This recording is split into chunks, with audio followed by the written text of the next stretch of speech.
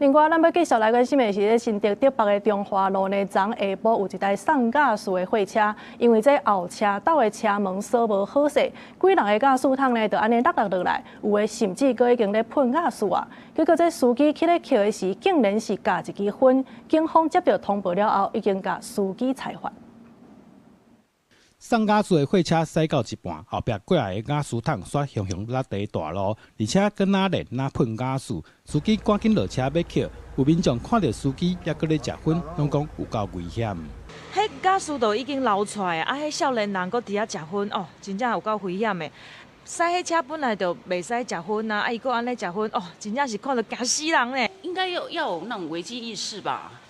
因为毕竟是那种危险气体之类的东西。代志发生伫拜下晡，新竹县竹北市的中华路。根据了解，是因为货车的后车斗排气，驾驶桶再落落来。其他的驾驶业者讲，平常时都会要求员工送驾驶的时，绝对袂当食薰，就惊发生危险。这毕竟是那个危险物品嘛，我们对于一般的作业流程，我们都有相当的一些规划，规范要实施的。员警到场发现是货车后车斗超销断裂导致所致，立即管制交通并协助排除，现场已恢复通行，并依法告发驾驶人。